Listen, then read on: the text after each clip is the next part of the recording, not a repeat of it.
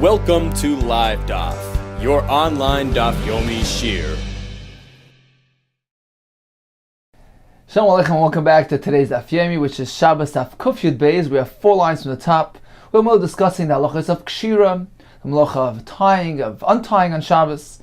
The Mishnah gave us some examples of tying, which is absolutely permitted. It is mutar l'chatchila without any concern whatsoever, because these are the types of knots which are meant to be tied and untied on a daily basis.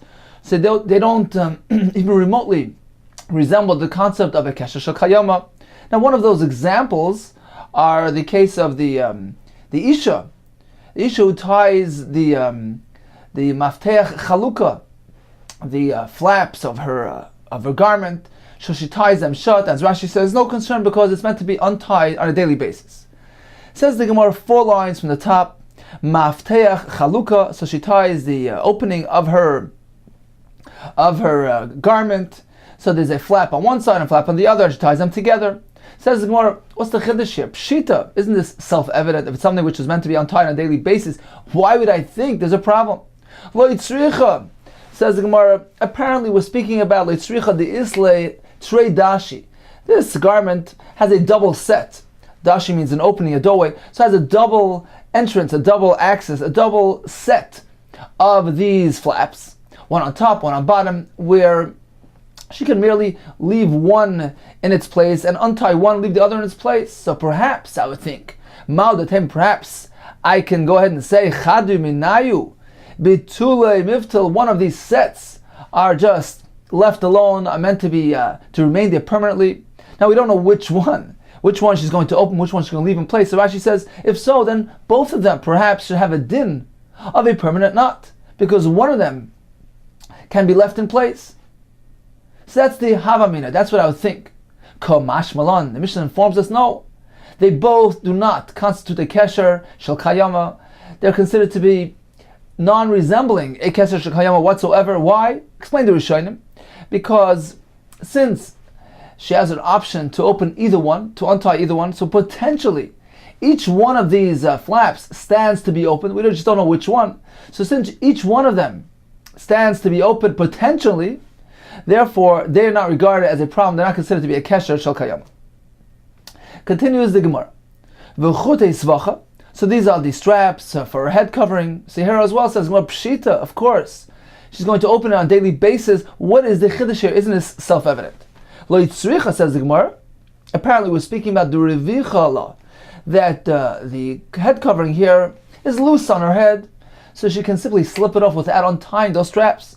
Maudat Hema, perhaps there will be room to say Mishlev Sholfala, that she'll simply slide it off her head without untying those straps, and therefore they are considered to be permanent knots. Kamash Milan, the Mishnah informs us, there's no concern. The Isha Chas al Sarah, a woman takes care of her hair, and she's concerned, she's concerned about her hair, and she wouldn't want it to be ripped off by way of taking this head covering off in this manner. And indeed she unties this head covering properly so that she can take it off without any concern of ruining her hair. Continues the Gemara, Urutsuis minol v'sandal, these are the shoe and sandal straps. Here as well there's no concern, because they are meant to be untied on a daily basis. Itmar, we learned. We have a 3-way machlokes. Hitir ritsuis minol v'sandal, one untied the ritsuis, those straps of the minol, the shoe, v'sandal, the sandal. Tani chada, we learned in one brisa, chayav chatas. He is chayav chatas. Apparently this brisa considers these shoe and sandal straps as a kesher shel kayama, as permanent knots. If he unties them, he's chayav chatas. V'tani idach, we learned in another brisa, pater aval asr. If he unties these, he's pater. There's no chatas involved, but it's asr d'rabbanan. Apparently this brisa considers these knots as a kesher she'enei shel kayama, a temporary knot. It's asam d'rabbanan. V'tani idach, we learned in yet a third brisa, mutal chatchila. It is permitted. Initially, there's no concern whatsoever. This brisa does not even regard these knots as anywhere close to kesher shel kayama. Therefore, it's mutal chatchila. So we have a contradiction. Kasha minal al minal. We have a kasha regarding the halacha of a shoe strap from one brisa onto the other. Kasha sandal al sandal. Likewise, we have a kasha regarding a sandal. Says minal like kasha. There's no contradiction from one brayso and the other regarding the halacha of the shoe knots. Like kasha, hadik tani chayav chatas, the brayso which speaks about chayav chatas. So all braysos, all three of them are representing three different types, varieties of knots. Hadik tani chayav chatas, the brayso which said that he's chayav chatas for untying this, is speaking about b'd'ushkafi. We're speaking about the knot which is tied by the ushkafi, by the craftsman, by the shoemaker. This is a kesher shekayama. It's a permanent knot. The brayso which says patar al asur and only regards this knot as a temporary knot, as a kesher she'ein shekayama. Patar al asur b'drabbanon is speaking about the knot which is present on the shoes of the rabbanon. As Rashi will explain, they're not done in a way which they are considered permanent. Whereas the third brayso, mutal lechatchila, is speaking about b'divnei mechayza, speaking about the residents of the town of Mechayza, who had their shoes very tightly fastened, and they needed to untie these knots on a nightly basis. Therefore, there's no concern there whatsoever. Let's take a look at Rashi inside, who will explain these three types of knots. 13 lines from the top, beginning with the word b'd'ushchafi. So this is the permanent knot. The kesher she'ushchaf oise, the kesher which the shoemaker makes. When he inserts the strap into the shoe, he fashions a knot from within, so that the strap cannot leave, cannot fall out. And this knot, it stays there for all time. The second level is the kesher she'ein shel kayama, the temporary knot, which is b'dirabbanon. Kesher saviv ragleim, when they tie their shoe around their feet, ein koshrim b'doichik, they don't do it tight. Sheba'amim shechatzu shu kosher v'noyelok shu kosher. Sometimes they slip it off and on when it's still tied, so they leave it a bit loose. So it's a knot, it's a tight knot, but they do it in a way which their shoe can simply slip off and on while the knot is intact. Umiu, says Rashi, but if the knot was always present, then why is this not a kesher shekayama? Says Rashi, Umiu kesher shekayama lo yave. It's not regarded as a permanent knot. Why? Shebishas hatit, when they walk on the mud, matir noisei, they need to untie this knot. Why? And they retie it tightly. They fasten their shoe to their foot very, very well, so that the shoe doesn't attach itself to the mud, and it will simply slip off of his foot. So he tightens it, he readjusts the knot. So because the shoe is not really fastened properly onto his foot, he needs to readjust it when he gets to the muddy areas. Therefore, Rashi explains, it's not considered to be a permanent knot, and therefore it's only asur d'rabbanan. What is the third level? The one which is untied on a daily basis, b'vnei mechayza. Shem rechavei leva, of their wide-hearted, broad-spirited people, makpidim al v'shein, they're very meticulous about their clothing, v'naleim, about their shoes, li'is mechuvanim, that they be exact and precise, v'koishin oisei b'doichak, so they tie their shoe very firmly, they fasten very tight, v'tzorach latiri aris, and as a result of that, they need to untie it on a nightly basis. So therefore, this kesher is no concern whatsoever. It's something which is undone on a daily basis, and therefore it is mutal chatchila. Continues the Gemara. So we just answered the contradiction between the braysos discussing the ritzuos minal. What about the ritzuos of the sandal straps? We have a three machlokes. One brayso which says chayiv chatas, the other one which says asur d'rabbanan, and the third one which says mutal chatchila. Says the Gemara, likewise, all three are representing three different varieties of knots. Sandal, a sandal like kasha. This is the third white line, right in the middle of the third white line. Sandal, a sandal like kasha. Why? The brayso which says chayav chatas. But the tie is speaking about the sandal straps which are tied for the, which are worn by the Yishmaelim, the Arab merchants, the katri ushchafi, which the ushchafi, those shoemakers, those professionals tie for them, and those knots are permanent knots. The brayso which says patav al asur, that's speaking about ordinary knots, but the chumrah, these amateur knots, the katri inu, that ordinary people tie for themselves. So these things are not meant to last for all time. Rashi says, eventually they get untied. Sometimes they stick around for a week or a month, but it's not something which is considered permanent. Whereas the third brayso, mutal chatchila, is speaking about besandal, the nafki bei tray. It's speaking about a strap, a knot on a strap of a sandal, which is used by two people. So two people alternate. The nafki bei that go out with a bei tray, two people. So they need to constantly adjust and readjust it in order to fit their respective feet. So this is something which gets adjusted on a daily basis, and therefore it is mutal chatchila. Says the Gemara Kid Rabbi Yehuda, like you find in the story of Rabbi Yehuda, the Rabbi Yehuda Achva, the brother of the Rav Salah Hasidah, Havalei, Hahu Zuga the sandal. He had this pair of sandals. Zimnin, at times, the Nafik Bei Iu. He wore it, he went out with it. Zimnin, at times, Nafik Bei Yunuke. His young son went out with it. So he needed to constantly readjust these straps. Also, Kamida Abayi. So Rabbi Yehuda came to Abayi, Amalei, and asked him, Kai Gavna Mai. What is the halach in this case? It was a Shabbos. Can I adjust it? Can I retie these straps for my son? Amalei Chayev. Abayi responded, Chayev Chatas. This is a true knot. This is a kesher shel kayama. Chayev Chatas. You can't do that. Amalei. So Rabbi Yehuda responded. He was perplexed. He says, Hashta. Potter aval aser kokashli. If you would have told me that there's an isser involved, that it's potter but it's asam d'Rabbanan, I wouldn't have comprehended it. It would have been difficult for me to understand why you'd be saying that. Chayav chatas ka'amrisli. Not only do you say that it's asam d'Rabbanan, you even told me chayav chatas. How can that be?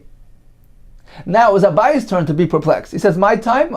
So Abayi responded, "Why are you surprised that it's aser? This is a kesher shel kayama. Looks like a solid true knot." Amalei Rabbi Yehuda explained. He said, "Mishum de b'choil nami," because even during the weekdays, zimnin, at times nafik nebeyano. Sometimes I wear it. Zimnin nafik beyunuka. Sometimes he wears it. So since I wear it sometimes, and my son wears it sometimes, so it's constantly being adjusted, untied and retied on a daily basis. Amalei. So now Abayi said to him, if that's the case, you just provided me with important information. If so, it's mutar without any concern. So in summary, the Gemara told us that the three brises, which seem to contradict each other, are actually speaking about three different varieties of knots. We're speaking about the knots which are present in the straps, the ritzuas of the minel, the ritzuas of the sandal. The first brise, which says chayav chatas, is speaking about the permanent variety, the ones that were made by the ushchafi, by the shoemakers. The brise, which says potar val aser, is speaking about the knots which are not permanent. They resemble permanent knots, therefore the asam d'Rabbanan. But these aren't permanent knots. We're speaking about the straps of the rabbinic shoes. We're speaking about the straps of the ordinary people who tie their own knots. Chumrasa, that the amateur knots, and these are not meant to stay on for all time. Whereas the Brisa, which says that these knots are mutal chatchila, is speaking about those types which get untied on a daily basis. For instance, the shoe straps of the Bnei Mechayza, who need to untie it on a nightly basis. Whereas the sandal is speaking about a sandal which is shared by two people and needs to be constantly readjusted according to their respective size, and therefore is muta, since it is not something which stays, it's something which is adjusted on a daily basis. Continues the Gemara, Rav Yirmiyah, Havaka'azal Basrei Ravo, Bekarmelis. So Rav Yirmiyah was walking behind Ravo in a karmelis. Ifsiklei Ritzor the sandali. So Rabbi Yirmiyah's sandal, the ritzor, the strap, snapped off his sandal. Amalei, so Rabbi Yirmiyah asked Ravo, "My navila, what should I do with it?" Amalei shekoil gemilach, take a moist reed grass, the chazi lamachal behem, which is suitable for animal feed, therefore it's not muktzah. V'kroich iluvei, and wrap it on the sandal instead of the strap. And this way you can wear it till you get to an enclosed area. Continues Gemara with another similar story. Abaye Havakoi Kameda of Yosef. Abaye was present in front of Yosef. So he was standing in front of him. Some say there was a girsa Ka'azal Basar of Yosef. He was walking behind him. And a similar thing happened. Except that this time it wasn't in an enclosed area. It was in a chatzar. If Siklei Ritzua, so his strap snapped off his sandal. Amalei, so he asked Rav Yosef, what should I do with it? Amalei Shavke, just leave it alone. You cannot handle it, you can't wear it, you can't carry it. It's muktzah. So he asked him, Maishna, but Rav Yirmiyah, why is this case different than Rav Yirmiyah's case where he allowed Avo allowed Rav Yirmiyah to wear the sandal using the gemi. So he said, there's a big difference. Hassam over there, loy minter. It wasn't in a protected area. The sandal, loy minter, wasn't safeguarded. It was an open area. It was out in the field.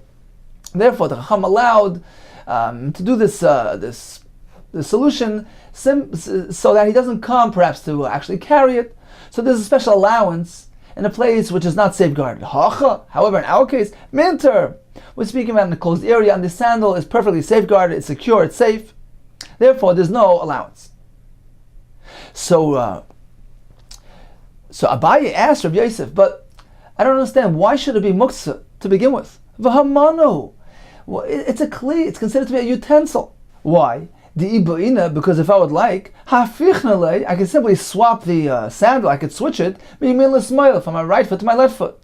What does he mean to say? So Rashi explains that the sandal was fashioned in this manner. It had a flat bottom, a hard bottom made of wood or hard leather. So this is the sandal on one's right foot. Now on either side, on the inner side or the outer side, there were the two oznayim, these two flaps, which were there for support. Rashi says they actually, one would grab onto the flap when he put on the sandal. So there was a flap going up here, a flap going up here. Then there was the tarsiyos, these loops, which in which the straps would go through, and the tarsiyos as well were one on each side of the sandal. There was an inner one and an outer one.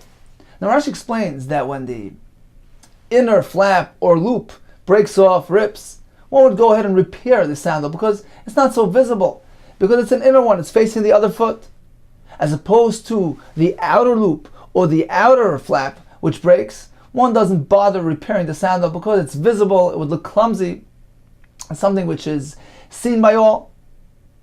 So this case of Abaye, his strap, his loop that snapped off is referring to the outer loop, which is visible. Nevertheless, says Abaye, there's no concern. This sandal is still considered a utensil, a kli. It's still suitable, it's still fit for service. Why? The iboina. Because if I would like, I can simply switch it over and use it on my left foot. So this is the right sandal on the right foot, this is the left sandal on the left foot. Now although the damage occurred on the outer portion of the sandal, which is visible, says Abaye a simple solution. I could simply swap it and use it as my left sandal, in which case the broken loop would not be so visible because it's facing my other foot. So why can't this be a simple solution? Since I can go ahead and switch it over and use it as a left-footed sandal, so why do you consider it muktzah? Why do you say I need to leave it there? I can't carry it home, wrap a gemi around it and carry it home. It's muktzah, it's not a kli. Why isn't it a kli? I can simply use it as a left sandal, in which case the damage is hidden, in which case it is still considered a kli. Amar lei. So Rav Yosef responded, this svara of swapping, of switching from one foot to the other, it doesn't really hold. Why? Midakam metaretz Rabbi Yochanan, alib Rabbi Yehuda, from the fact that we see that Rabbi Yochanan was metaretz, he interpreted, he clarified the shita of Rabbi Yehuda, who maintains that switching sandals, switching feet is not an option, does not grant the sandal a teres kli, a status of a utensil. He holds that if the outer loop or outer flap breaks off, since it's visible and noticeable, this is no longer regarded as a kli. The sandal is nullified. He doesn't hold to the svara that, well, I could switch it over to the other foot. That can't grant it a status of kli. So this is Rav Yehuda's shita, and we see that Rav Yochanan clarified Rav Yehuda's shita. Shmami, no, we hear from this. Apparently, halach Rav Yehuda. Apparently, the fact that Rabbi Yochanan took pains to explain Rabbi Yehuda's opinion, apparently that's how we rule. And therefore, the fact that you can go ahead and switch it, and it's a potential left-footed sandal, that doesn't grant it a din of a kli, since the outer loop snapped off, it is batal, it's muktzah, and you cannot carry it. Says Ramahi, what is referring to? Rav Yochanan, Rav Yehuda, the Sani is learned in the price. Sandal shenifsuku shtei oznav. So if both flaps, both oznaim, were snapped off this sandal, of both its loops, the loop which contained the straps. So the inner one and the outer one went. Or the entire sole was removed. Tahir is no longer makabel tumah. It is no longer regarded as a kli. It's useless. However, achas miyaznav, if only one of its flaps snapped off, or achas mitar or one of its loops snapped off. So it doesn't matter if it's the inner one or the outer one. Or only most of the sole was removed. Tameh, it is still makabel tumah. So let's say it was tameh and then it snapped. It still retains its tumah status. It's still regarded as a kli. So according to this shita, it's irrelevant whether it's the inner loop or the outer loop. It's still regarded as a kli. Apparently, since he can go ahead and swap feet. So if it was the outer loop which snapped off on the right sandal, he can simply switch feet. He can use it as a left-footed sandal, in which case the outer loop wouldn't be visible now because it's facing the interior, it's facing his other foot. So this is the Shita of Tanakam. If only one loop or one flap goes, it's still makabel tumah. It's still useful. Rabbi Doimer, it depends. It depends if it's the inner one or the outer one. If the inner one snapped, tameh, because it's not so visible, this kli is still regarded as a utensil, it's still useful. But if the outer loop or the outer flap goes, tahir, why? Because it's visible, it looks clumsy, one doesn't go ahead and repair this, it's no longer makabel tumah. So apparently he doesn't hold to this concept of switching feet.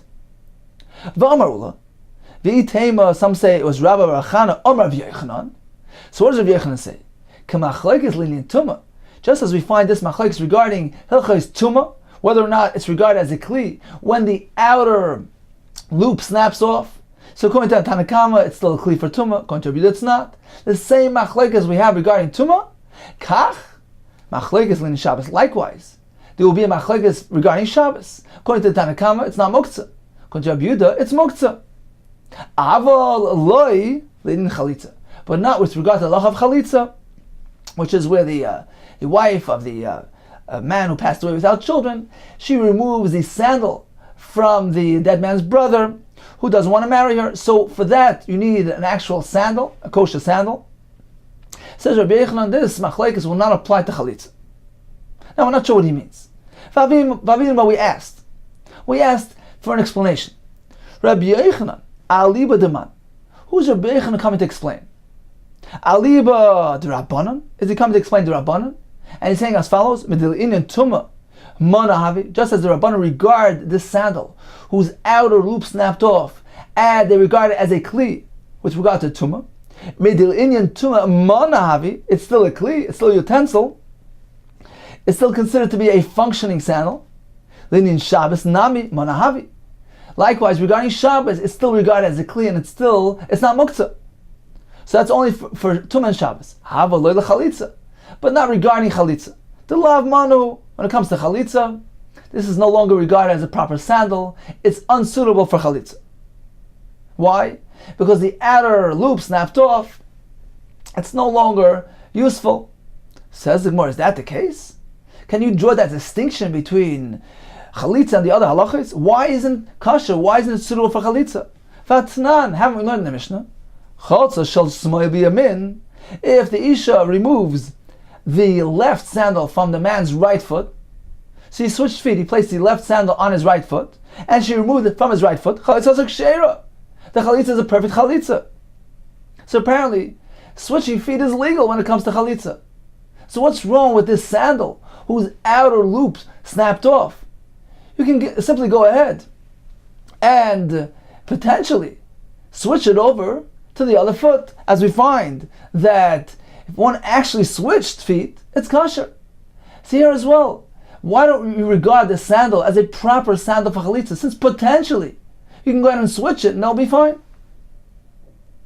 Says the Gemara, so apparently Rabbi Yechanan wasn't coming to draw that distinction, according to the Chum, and nullify this type of sandal for chalitza. Certainly it's good for chalitza. The Ella, rather, I'll leave it to Rabbi Yehuda. Apparently Rabbi Yechanan was coming to clarify Rabbi Yehuda's opinion as follows: Midil inyan tumah lav manu. From the fact that we see that Rabbi Yehuda does not regard it as a kli with regard to tumah, because the outer loop snapped, it's clumsy, it's visible, it's not useful any longer. It's not makabel tum. If so, just as linyan tumah, lav manu, linyan Shabbos nabi lav manu. Likewise, when it comes to Shabbos, it's not regarded as a clean, it's muktzah. Aval loy lechalitza. However, when it comes to chalitza, we don't apply this concept. The manu, it is regarded as a proper kli, a proper utensil, a proper sandal for chalitza. Why? For this reason. Since we just brought a Mishnah that switching feet when chalitza is perfectly legal, likewise here as well. Since he can go ahead and actually switch it, let him go ahead and take the sandal, put it on his left foot, and then she can do the chalitza from his left foot. So if he actually does it, he puts it on his left foot. In this case, it's perfectly suitable, it's functioning properly, and therefore, according to Rabbi Yehuda, it should be fine. Says the Gemara, but that can't be so. When do we say that if she removes the left foot from his right, the left sandal from his right foot, it is a proper chalitza? Manu. That's only when you have a proper sandal, that for its designated function, it is a proper kli, meaning it functions properly for that foot that it's meant to be dressed on. So when he goes ahead and switches feet, fine, it's okay. Because as long as it's functioning properly, it's useful for the foot that it's meant to serve. So even if you go switch feet, it's fine. However, in this case, where the outer loop snapped off and it's no longer suitable to be used for a right-footed sandal, it can't serve any longer the right foot. For its purpose, for its designated function, it's not a kli. The Amar of Yehuda, because Rabbi Yehuda told us that if the outer loop snaps, it's tar, it's no longer a kli. Alma apparently lav manu, it's not regarded as a utensil. So how can Rabbi Yechon tell us that according to Rabbi Yehuda, although for Tumah, it's not a kli, for Shabbos, it's not a kli, but for Chalitza, it's fine. Why? Because let him go ahead and switch feet, let him put it on his left foot. That only works when you have a proper sandal. This sandal is nullified. It can't serve its proper function, its proper purpose. It doesn't dress the right foot. So you can't go ahead and switch it over to the left and say, well, now it's fine. Because if for its main designation, it doesn't serve, it doesn't function, then even if you switch feet, it won't help you. Says the Gemara, Rabbi Yehuda. Truthfully, Rabbi Yechon was clarifying Rabbi Yehuda's opinion. Ema v'chein l'chalitza. Reword Rabbi Yechon's statement. Say as follows: v'chein l'chalitza. Rabbi Yechon was simply saying that, just as Rabbi Yehuda nullifies this from a status of a kli with regard to Shabbos, with regard to Tumah, likewise with regard to Shabbos, and likewise with regard to Chalitza, it is not suitable for Chalitza. Indeed, Rabbi Yechon is exactly telling us this point. He's informing us, when do we say this halach? That if she removed the left foot from his right foot, it is a kasha Chalitza? That's only specifically in a case where it's a proper sandal. So for its function, for its designated purpose, it functions, it serves properly. It's a whole sandal. It's not missing anything. Therefore, even if you switch it, put it on the wrong foot, it's fine. In our case, in our case where the outer loop snapped off, it's nullified. It's no longer considered to be a functioning sandal. If so, even if you go and switch it and move it over to the other foot and hide the blemish, it doesn't help us. It won't grant it a status of a sandal and is no longer suitable. It can't be used for chalitza as well. So in summary, we had the halacha of a sandal which snapped, either the oizen, the flap, or the tarsias, those loops. So the halacha is as follows: if both sides snapped off, all agree that it's batal, it's not makabel tumah, it's muktzah, it's unsuitable for chalitza. What if only one of these two sides, the inner or the outer one, snapped? So if the inner one snapped, all agree it's still a kli. It's still makabel tumah, it's not muktzah, it's kasher for chalitza. What if the outer one snapped and we have a machlekes? According to Rabbi Yehuda, it's batal. According to Rabbanan, it's still a kli. Rabbanan hold, since potentially he can go ahead and switch it, he can use it for the other foot and hide the blemish, that's sufficient to consider it to be still a functioning sandal. Rabbi Yehuda holds, since for its primary function, its primary designation, it's no longer suitable, The fact that you can go ahead and switch it over, put it on the other foot, that's not sufficient to grant it a chashiva, a significance as a kli, and therefore he holds it's batal completely. It's not makabel tumah, it's muktzah and pasal for chalitza. Continues the Gemara. Umi Amar Rabbi Yochanan hachi. Is that the case? Rabbi Yochanan ruled like Rabbi Yehuda, the outer loop snaps. It is no longer a kli, and that explained why Rabbi Yosef told Abaye that this sandal that he was wearing, whose outer loop snapped, is muktzah, because Rabbi Yochanan apparently concurs with Rabbi Yehuda, who nullifies this from a kli status. Is that the case? Rabbi Yochanan ruled like that? V'amar Rabbi Yochanan, did Rabbi Yochanan say, halach is mishnah, that we're meant to follow, the halach is like an anonymous mishnah. Utnan, and we found an anonymous mishnah in Kalim, which says as follows: Sandal shenifsaka achas mi'oznav.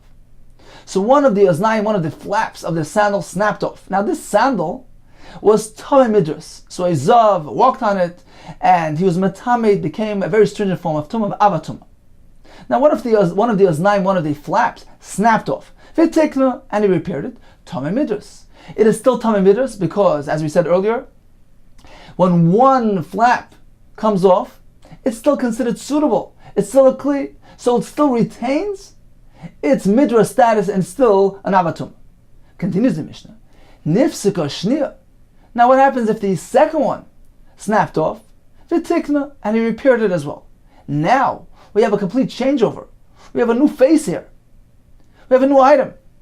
Tor m'tamei midras. It is no longer m'tamei midras, avotamei maga midras. But it's still tamei maga midras, meaning it is still a rishon l'tumah, because since it was an avatuma, so it gets downgraded. Rashi explains it touched itself. It's as though it touched itself. So what happens when something touches an avatuma? It becomes a rishon l'tumah, but it is no longer regarded as that original item, as that original sandal. It's no longer an avatuma. It's no longer tamei midras. Why is that? Because, as we learned earlier, when both flaps break off of a sandal, in that case, certainly it's nullified, it's useless. So in this case, where one snapped off and he repaired it, so at this point it was still considered a proper sandal, because it only lost one. But when it lost the second one and he repaired it, this is no longer the original item, because the original item is missing the two flaps. These two flaps are totally new entities. This is not the original sandal. The original sandal on its own would no longer be useful. It's only on account of the added flaps, the new flaps, in which make the sandal into a useful object. So therefore, it's considered to be a totally new item, has a totally new identity, and no longer retains that original tumah. But it's still tamei maga medras. It's a rishon tumah because it touched itself. So the Mishnah tells us that if one flap snaps, it's still tamei. It's still considered to be a useful kli. Says the Gemara, my love. Are you not going to say? Are you not going to interpret? Does the Mishnah not mean loishna pnimis, loishna chitzayna? It's irrelevant whether the inner flap went or the outer flap went. Either way, it's still regarded as a useful kli. The Mishnah doesn't differentiate. The Mishnah simply says one of the oznaim was nifsak. Apparently, even the outer one is still considered useful. So even if the chitzayna snapped, the kli is still a kli. So this is a kasha, because we have a stam mishnah, an anonymous mishnah, which tells us that even if the outer flap snapped, it's still regarded as useful. The sandal could still be used, apparently because of that svara, because it could be used for the other foot. So this is a mishnah which espouses the shita of the Rabban, not Rabbi Yehuda. It says, when the mishnah discussed the eisen snapping, was referring to the inner one, specifically the inner one. But if the outer one snapped, then you would agree with me that it's tar. If that's the case, so why does the Mishnah continue and say, why does the Mishnah proceed and say that if the second one snapped, and he repaired it, tar min medras, now it's considered to be a new kli, and it no longer retains its original identity, its original tumah, it's tar from medras, but it's tamei maga medras. Why does the Mishnah need to go ahead and describe one flap snapping and then the next flap snapping to bring out the point of a new identity? The Mishnah could simply split the case in two.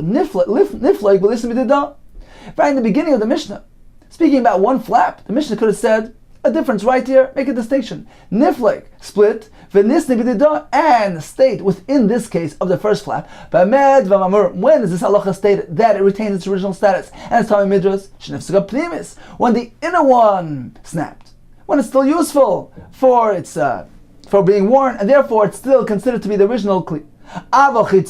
But however, if the outer one snapped, then it's tar. So if this Mishnah is following the opinion of Yehuda, who differentiates between the inner one and the outer one, the Mishnah could have made that distinction and said, well, if the inner one snaps, it's still tummy. If the outer one goes, then it's tar. Why does the Mishnah have to specifically state a difference between one flap and two flaps? Apparently, there's no difference between the inner one and the outer one. Omar Yitzchak ben Yosef, Tehei Mishnah Seinu. We're going to interpret this Mishnah sandal in a unique sandal, not your typical sandal. Your typical sandal has only one flap on the inside, one flap on the outside, one loop on the inside, and one outer loop. This sandal discussed in this Mishnah in Kalim is speaking about a uniquely styled sandal. Sandal Shleishli Arba Znaim, which possesses four of those flaps, two inner ones, two outer ones. V'arba Taritziyosim, and four of those straps, two inner ones and two outer ones. Shalai Lishbar Dvorav Shal Rabbi Yochanan, in order not to break the words of Rabbi Yochanan. Meaning, yes, this Mishnah is in accordance with Rabbi Yehuda, who holds that if the outer one snaps, it's nullified. When the Mishnah speaks about one flap snapping and the other flap snapping, it's talking about the inner flaps, both inner ones, because there were two inner ones. The Mishnah tells us that if both of them go, then it's considered to be a new kli, because the original kli is no longer here. However, certainly, if the outer one would snap, even just one outer one would snap, of course, it will be nullified. It is no longer considered to be a functioning sandal and is tar. Continues the Gemara. Ki also Ravin, when Ravin came from Eretz Yisrael, Amar Rav Chana bar Abba Amar Rav, he said in the name of Rav Chana bar Abba, the name of Rav, Halacha Rabbi Yehuda, that if the outer one snaps, it is batal. Rabbi Yochanan Amar Ein Lach Rabbi Yehuda. Rabbi Yochanan tells us no. Rabbi Yochanan said not like Rabbi Yehuda, that if the outer one snaps, it's still a kli. Says the Gemara.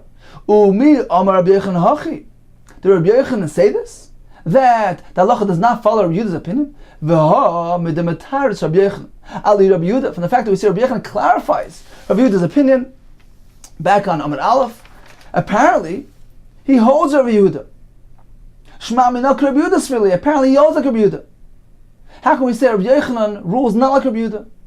Says Amirayim, there are two versions to Amirayim. What different versions regarding the opinion of Rabbi Yochanan Valiv, Rabbi Yochanan regarding the opinion of Rabbi Yochanan, how he rules, whether like Rabbi Yehuda or whether unlike Rabbi Yehuda. So in conclusion, we have the machlekes regarding the outer snap, whether it's the loop or whether it's the flap. According to Rabbi Yehuda, it's nullified. According to Rabban, it's still useful because he could switch feet. Rabbi Yochanan rules like one of these shitas. We have two versions, whether he rules like Rabbi Yehuda or like the Rabban. Continues the Gemara. Tanan Hasam, we learned in the Mishnah in Maseches Kalim as well. Kol Klei Balabatim, all the Kalim, the Rashi said was speaking about wooden Kalim of the homeowners. Shiuran Kurimayim. So if they get punctured, a small hole, they'll still consider the Kli. Rashi says the homeowner, he spares his kalim, he doesn't get rid of it when it only gets a small hole. So if it gets a large hole, kurimayim, that allows the pomegranates to fall through, in that case, certainly it is batal, it is no longer a kli. So the shear of the hole is kurimayim. Boy Chizki asked the following question. What's going to be if nikav kimoitzi zayis? If this kli eitz received a small hole, the size which allows an olive to fall out, that's not considered to be sufficient to invatal the kli. Ustamai, and the owner blocked it up, he sealed up the hole. Then, adjacent to that hole, surfaced another hole, a size that allows an olive to fall through. Once again, the Balbais stuffed it up, sealed it up. So you got another hole, another hole, another hole, all next to each other, until the entire sealed portion, the repair portion, totaled the size which will allow a rimain to fall out. What would be the halach in this case? So it's interesting that the hole Didn't happen all at once. It was incrementally. There was a small hole, close it up. Another small hole right next to it, close it up. So in reality, there was never a large hole at a single point in time. However, the total amount that's missing from this kli equals a rimoy. So what is the halacha here? Do we say, well, this kli is missing this large amount, therefore it's tar? And meaning that if it was tamei to begin with, it is no longer tamei. Certainly it's makabel tumah from now on, going forward. But if it was tamei to begin with, this kli is missing a huge chunk of it. Or do we say, no, since it didn't all happen at once, it happened just a bit at a time, incrementally, we don't combine the whole all the holes together. And therefore, since each single hole was merely the size of a zayis, it's not reckoned with, and this kli is still tummy. What is the halacha here? Continues the Gemara. Amar Rabbi Yochanan. So Rabbi Yochanan responded to Chizkiah. Rabbi, Shani Salano, you've taught us the following Mishnah. This was the Mishnah mentioned earlier. Sandal shenifsika achas me'oznav. So we had this sandal, who one of its flaps snapped off. A tikna, he repaired it. So the sandal was tamei midras, and it got this damage. He repaired it. Tamei midras. It still retains its earlier status. It's still tamei midras. Nifsika shniya v'tikna. What if the second one gets snapped and he fixed it? Midras. Now it's considered to be a new entity. It is no longer tamei its original tumah. Avatomei magam midras. It's still a original tumah because, as we said, it touched itself. Now we asked you. We want to understand pshat in this mission. We asked you, Ma'ishna Rishayna Dokaimashniya. Why do we say that when the first flap broke off, it is still considered that same old kli? It doesn't lose its status. It's still tamei midras. Because the second flap is still present. And this kli is still considered a functioning sandal. Because even with one flap, it's considered to be a functioning sandal. Shniya nami.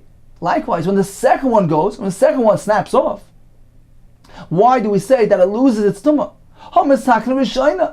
The first one was already repaired. So there was never one point in time that both flaps were off. When the first one went, the second one's still present, and when the second one snapped, the first one was already repaired. So why do you say that it loses its former identity? That when the second one snaps, it's considered to be a new entity, it's no longer tamei midras. You explained to us regarding that halacha. You explained to us regarding that Mishnah. A new face has arrived here. Meaning, this is no longer that former kli. This is not that original sandal, because that original sandal is now missing two flaps. These two flaps were newcomers to the scene. They were repaired. So the initial sandal, if it would be missing these two flaps, it's not functioning. It's useless. It's utterly useless. It's batal. So the original sandal is no longer here. It's only on account of these additions that we have a functioning sandal. This is a new identity. This is a new chayfetz. This is a new sandal. Therefore, it no longer retains its earlier tumah. It's no longer tamei midras. So that's what you explained to us regarding that Mishnah. Says Rabbi Yochanan, let's apply it to this punctured kli as well. Hachanam here as well. Panim chadash is volokan. A new face has arrived here. Meaning, the original kli is no longer present, because the original kli is missing that huge chunk. So even though it happened incrementally, a bit at a time, at the end of the day, do we have that original kli here? No. The original kli that became tamei is no longer present, because that kli is no longer functioning. It's missing that huge chunk, the amount which allows a rima to go out. And a kli that's missing that much is nullified, is batal. So that first kli is no longer functioning, is no longer present. It's a brand new entity, a brand new identity, a brand new object. And therefore, it loses its former tumah. So this is Rabbi Yochanan responded to Chizkiah. Chizkiah was very impressed with this insight. Kari alei. He called out on him, he complimented him. Leis dein bar inish. This is not a human, this is not a moral being, this is a malach. This is something beyond this world. Iked Amri, some had a different version of his compliment. He said, Kegoin dein bar inish. For instance, this fellow, indeed, bar inish, he's a great man. So two approaches. One is he extolled his spirituality, he's like a malach. The other version was just the opposite. Despite the fact that he's here in this physical world, he's a mortal being, he's a barinish. Look to what great heights he has risen to. Continues Gemara in a similar vein. Amar Abzeru Amar Rava bar Zimuna, as follows. Im Rishonim Bnei Malachim, if the earlier generations are regarded as being so lofty like Malachim, Onu Bnei Anoshim, we are on a much lower level. We're regarded like merely humans, moral beings. Im Rishonim Bnei Anoshim. Now, if the early ones were regarded like people, like mortal beings, so there are two approaches, based on the two versions we learned earlier. Whether the first ones are regarded as malachim, and the second approach is, if the first one, the early ones, are regarded like people. So if that's the case, if they're like people, then what are we? Anu kachamorim. We are equated to donkeys. We're not equated to those unique, special, high stature, high level donkeys. For instance, the one of Rav Chanin Medaisa, as the Medrash tells us, that the thieves came and they stole his donkey and they tried to feed it, and he didn't want to eat for 3 days because the food that they were feeding him was not kosher. They hadn't separated the tumors from isis. So he refused to eat for 3 days until they decided, they were so exasperated, the thief, they said, it's going to drop dead right here, let him go. They opened the door and they let him go, and he went back to his owner, to Rav Chanin Medaisa's home. So this was a special donkey, belonged to a tzaddik, and his holiness affected his belongings as well. So we can't even equate ourselves to that chamor, and nor to the chamor shel Rabbi Pinchas ben Yair as well. The Gemara tells us in Chulin, he refused to eat something which was not meisered, from which the meiser was not separated. So these are special donkeys. We can't even equate ourselves to those donkeys. Ella keshar chamorim, rather to ordinary donkeys. Continues the Gemara. Going back to the example cited in our Mishnah, for which there's no concern whatsoever upon tying them, because they're meant to be tied and untied on a daily basis. Mishnah gives us an example. These flasks, these leather containers of wine and oil, which are tied shut. Says what's the chiddush? Pshita, it's self-evident. These things are constantly tied and retied on a daily basis. Why do you need to tell me this? Lo tzricha, says the Gemara, must be speaking about the islay trartiuni. This pouch, this container, has two uni. Uni means the air. So it has two flaps, which they would tie down. Perhaps you would say, since he can merely just open one of these flaps, doesn't he really open both of them? So one of them is bituli mavatla. He nullifies, he leaves it there permanently. Therefore, perhaps it's considered to be a permanent knot. Kamash Malan, the Mishnah informs us, there's no concern. Once again, because since either one of them potentially it can be open, stands to be open, therefore both of them are not regarded as a permanent knot. Continues the Gemara with another case, K'dei Shel Basar, so this pot of meat, which was tied together using a garment, that as well poses no concern. Pshita, it's obvious, it's open on a daily basis. As Gemara Tzrich, apparently we're speaking about the Islay Shel Acha.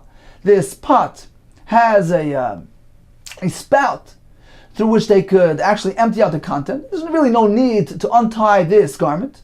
Ma'od Tema, perhaps I would say, Bitulim Avatila, that this fellow goes ahead and nullifies the knot, meaning he leaves it right there, the beggar of the knot, leaves it in a place, and it will remain there permanently. Kamash Malan, Mishnah informs there's no concern, because we assume that he's going to open the beggar, he's not going to force the content through the spout, he's going to do it in the most convenient manner, he's going to untie this knot, and therefore it poses no concern, it's meant to be untied on a regular basis. Continues the Mishnah of Lezer Yaakov Omer, Kaishra, we have this rope, which he ties across the doorway to keep the animal in. And this as well is something which is mutter. It says, well, pshita, it's pashut. It's something which is untied on a daily basis. Like tzricha, it must be speaking about the islay tarti isri. The animal has two ropes going across the doorway.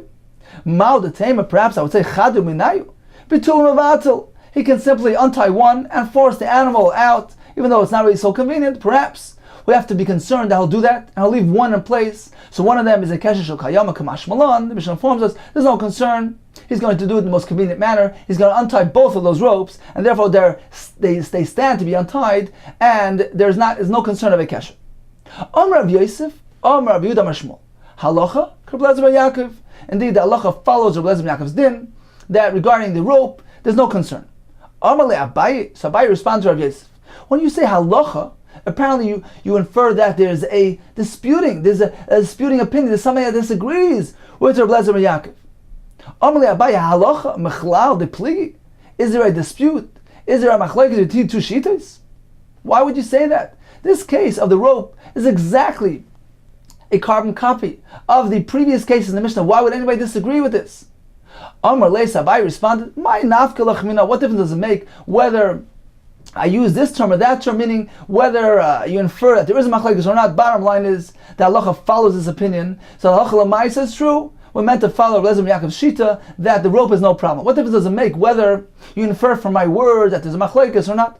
Amar Leisa, Abai said, Gemara, Zmartate. It's like somebody tells his friend, Gemara, learn the Gemara, Zmartate. Let it be just like a song, imprecise, inaccurate, just sing it like a song. No, Torah is meant to be precise and accurate. Therefore, I challenged your choice of wording.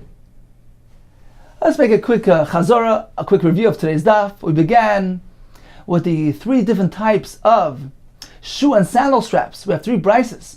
One brisa speaks about a permanent knot in which a person is chayav chatas when he unties it. We have the case which is a temporary knot, and therefore it's only asim d'Rabbanan. We have the case where it is meant to be untied on a daily basis, and therefore it's mutal chatchila. The Gemara went into a discussion of a sandal which snapped. And the Gemara tells us that we actually have a machlekes.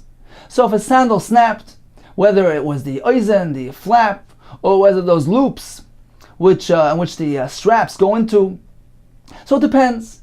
If both sides, the inner and the outer one, snapped, so the inner, the outer loop, or the inner, the outer flap, so if both of them snapped, all agree that this kli is batal, it's not makabel tuma, it's muktzah Shabbos, it's unfit for chalitza.